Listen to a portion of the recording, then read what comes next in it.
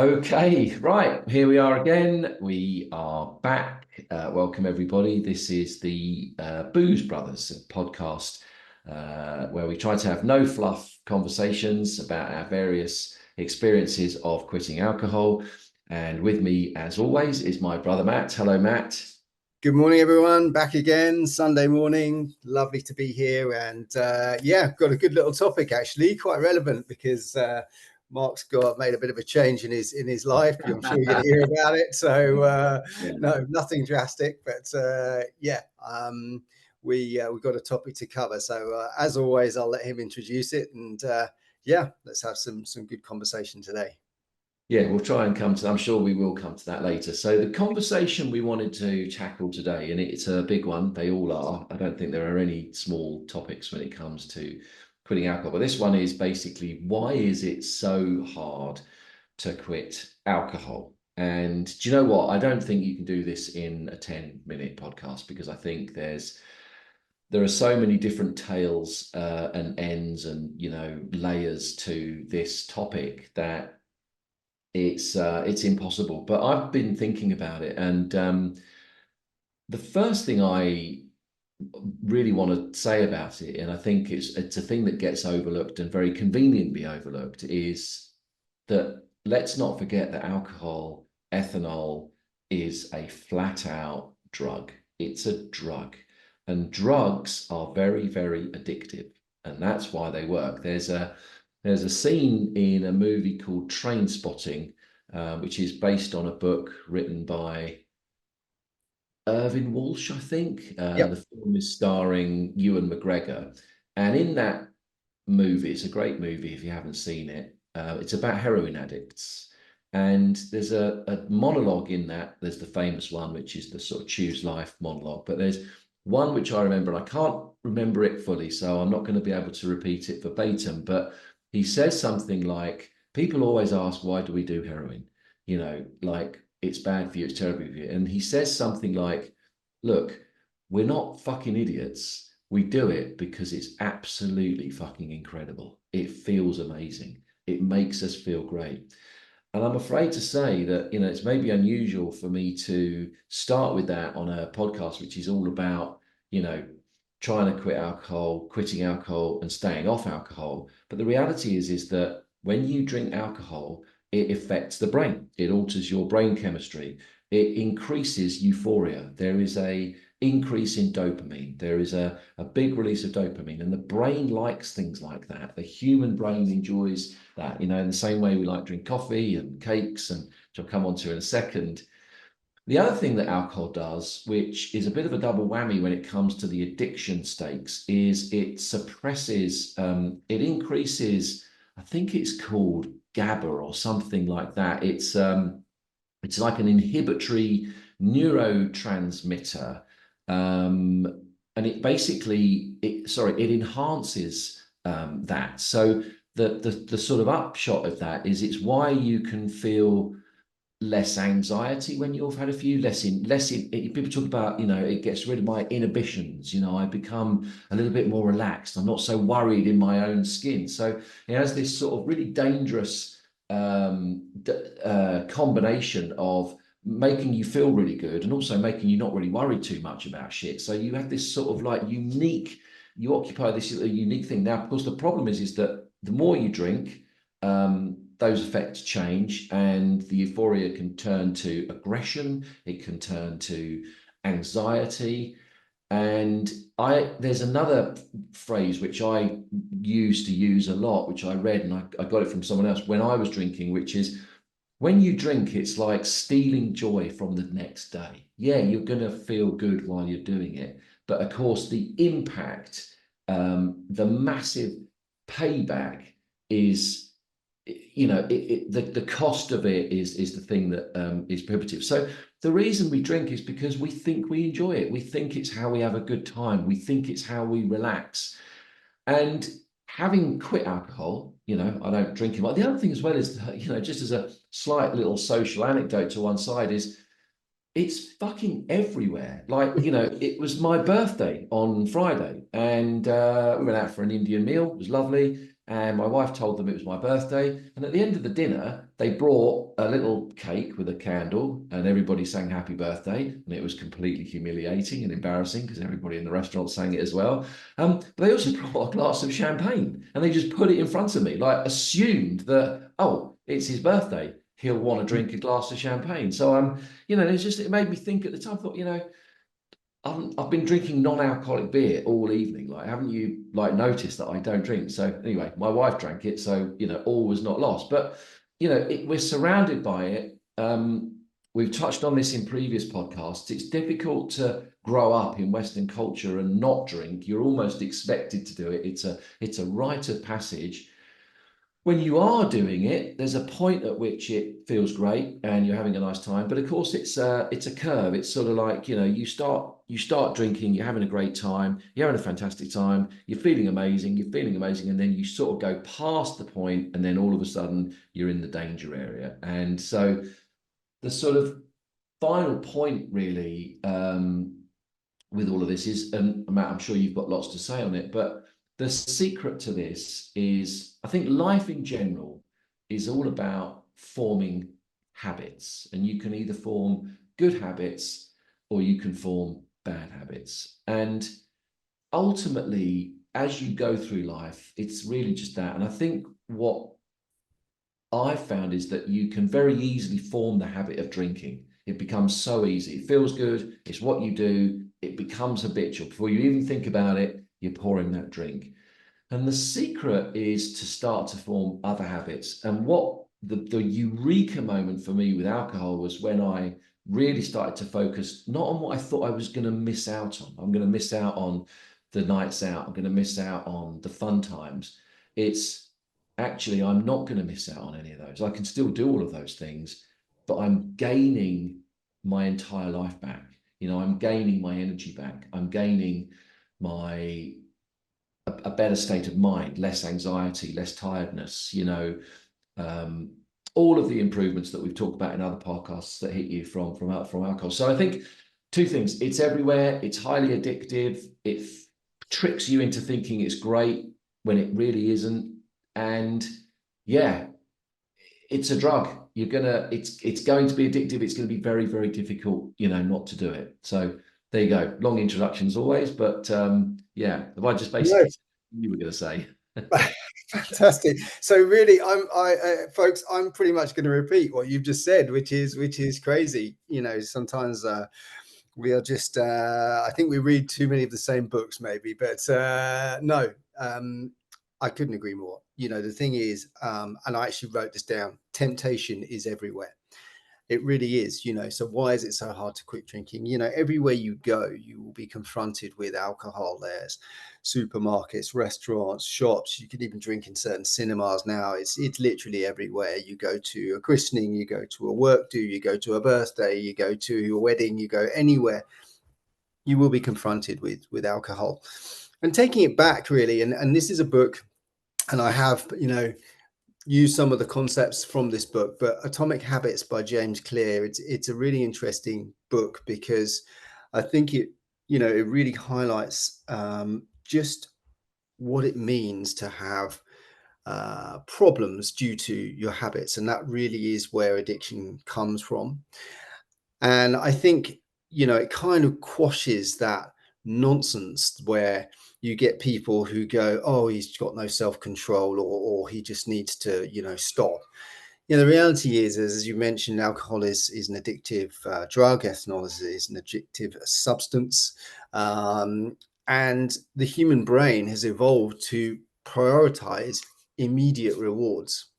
So you've got a double whammy there. You've got something that is addictive, and also we're more likely to repeat a behavior when the experience is satisfying. So we've got this big melting pot of alcohol at the beginning can be seen as enjoyable.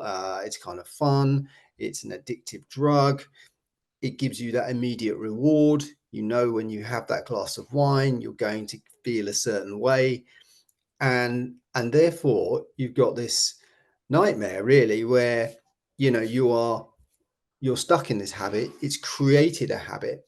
It's created a a habit of habitual drinking, and actually, millions and millions of people are stuck in this habit. For some people it goes further because they want more of that immediate reward on a more frequent basis, and they know they can get it, and it is everywhere. So why is it so hard to quit drinking? The thing is you need to stop doing that. That's ultimately what we are trying to help you with. So then these need to become habits of avoidance, and these are behaviors that you want to stop doing.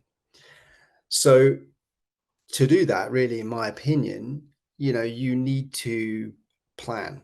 You need to have ideas around, okay, how am I going to avoid that behavior? And really it's by reward. It's by replacing that behavior with a reward, because that is how our brains are wired. Our brains will accept a reward for doing something different. And in my book I talk about this quite a lot, about how I did it. So Man Gets Sober, for those of you who haven't heard, it's available pretty much everywhere. Just type in Man Gets Sober. um, you have to disrupt that behavior. You have to disrupt that habit, and you really need to reward yourself. So what I did is I made a plan, a 2-week plan, outlining everything I was going to do, and I went a bit crazy. I said, right kids, we're going to go to Disney. Right kids, we're going to go to the cinema 4 times in 2 weeks. I'm going to go out and we'll go toy shopping. Or it didn't need to be an expense. It could be, we'll go to the park every morning, or I will need to disrupt this habit, and I need to rewire my brain to replace it with another habit that is also going to give me reward. Seeing my children happy gives me a reward. Actually, I like, theme parks. That's a reward for me too. Um, and the other thing as well, I think that's really, really interesting around why it's so hard to quit drinking, and this is one that I just think about so often now, because um, I used to smoke, and I don't smoke anymore. It's been a long time since I've smoked a real cigarette. I vaped for a long time afterwards, but it's a habit now I just cannot get my head around, and I can't see why people smoke. But obviously it's an addictive thing. People would have said the same to me about drinking, quite probably. And the consequences of bad habits are delayed, while the rewards are immediate.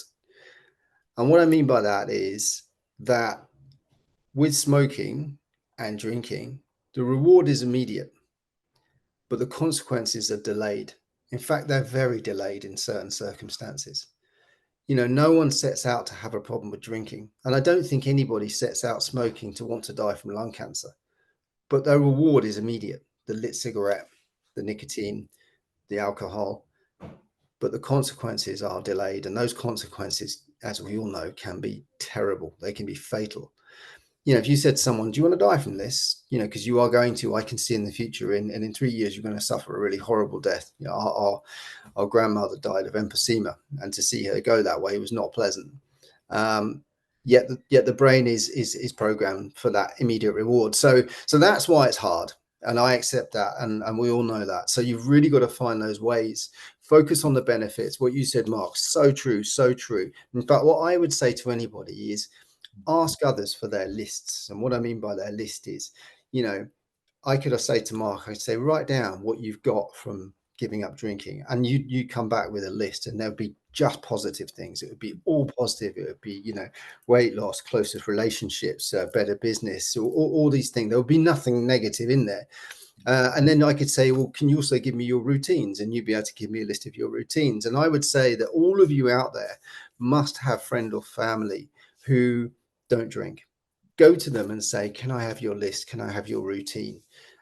And use that, and really try and build your own routine and get out of that habit of drinking. It's the other thing that I think too is that the term cognitive dissonance. I Mm. feel like the fact that that even exists in the English language just sort of underlines what a bunch of idiots. Humans are bizarre creatures. The fact that there's a word that describes something that you knowingly do, even though you know categorically it's bad for you, just kind of tells you it all. But it isn't your fault. It isn't your fault. Like I said, alcohol is a really addictive substance. And I hear people who, because obviously most of my friends still drink, and loads of times they'll say, "Oh, I wish I was you. I'm going to do what you do." And we went out last night, and they'll say, and the phrase that I hear a lot is, I didn't really want to drink last night. I didn't even want to drink last night. And of course, we ended up, drinking far too much. And God, I feel, oh, I'm just gonna. And with it, I remember that feeling. I remember that sort of, oh, I won't have many tonight. I'll just have one tonight, or I'll moderate, I won't drink so many. I'll just moderate my drinking. And you're just constantly fighting a losing battle. And that's why, again, it's so difficult, because people try to moderate. They try to live in a world where you're dancing with the devil with alcohol, because it's going to get you. For me, it was about one drink, and my brain would just go, "Ah, fuck it. Let's just don't worry about tomorrow. Tomorrow's future me's problem. Miles away tomorrow is, yeah. Let's just have a nice time now." And then you wake up the next day and go, "Oh God, why did I do that?" And so one of the things that's and the life-changing moment for me is that one of the things that's really great when you stop is you set ground rules. If you go out and you're a drinker and someone says, "Do you want a drink?" and you go, "No, I think I might," go, "Go on, have a." They know you drink. They're going to keep going. "Go on, have just one." "All right, okay, then I'll just have. All right, I'll have one then." And then 3 or 4 into it, you're like, "Shit, I drank too many." If you Yeah. don't drink, you say, "No, I don't drink." There's no argument. There's no more discussion to be had. Yeah. It's end of. That's it. I don't drink. Yeah. We can move on now. We can do something else. And the James Clear thing is interesting. I mean, I've read that book. I don't know if it was the best book I've ever read, but I think the I thing agree. There were some bits in it. which I repeat often is, the trajectory of your life will tend to bend in the direction of your habits. I could not agree with that more. I could 100%. not agree with that more. If you develop good, healthy, progressive habits, your life will tend to be good, healthy, and progressive. If you develop damaging, harmful, and negative habits, chances are you'll end up with a life which is negative and harmful. And so it is simple. Just don't put the alcohol in your mouth. But it's not easy. It's not easy. And we know it's not easy. And that's why we do this. And there are lots of tools and there are lots of things. But I suppose the point of this podcast for me, just to finish off from my perspective, is don't feel bad about the fact it's difficult. Don't feel bad about the fact it's not easy. It's not fucking easy. If anybody says to you, "Oh, alcohol's just, it's no fun," it is fun. I had some fun. When I drank, we had fun. Okay. It's enjoyable. It makes you feel good. It has an effect on the brain. But what I can tell you, because I've done it and I know, is that you can get that feeling 100-fold, a thousand, whatever, hugely more so when you don't drink and you have it all the time. So you don't rely on those lily pads of hits of dopamine when you're drinking. You get that feeling of happiness and joy, on a much more consistent basis. So, yeah, stick with it. It's not easy, but it's worth it. And, as you said, Mark, the reality is that, what satisfaction we got from drinking, the satisfaction we get now from not drinking way outweighs it by far. Temptation is everywhere, but at the end of the day, once you've got that new habit installed, and it is easy when you get it clicked, life is so much better. Absolutely. And if you are doing it, you're thinking about doing it, you're trying to do it, you should feel very proud of yourself, because like Matt says, if it was really easy, everybody would do it. And trust me, it's a superpower. When you give up alcohol, it's a superpower. Your life improves and everything improves, and you become, I think, the person that you were meant to be in this world. And there's nothing better than that. So great place to finish. as always, thanks very much for listening. If you could do us a favor and just share this content or subscribe or comment or whatever. We don't make any money out of this. That's not our intention. We are literally doing it because the feedback that we get from people who do listen to it is that it's just helpful to listen to a couple of dudes talk about it. It's reassuring if you're trying to quit. So it helps other people, and that's what we're trying to do. So Yeah. yeah, thanks very much. Never quit quitting, and until the next time, from me, it's a goodbye. Bye from me too. Cheers, guys. Thanks a lot.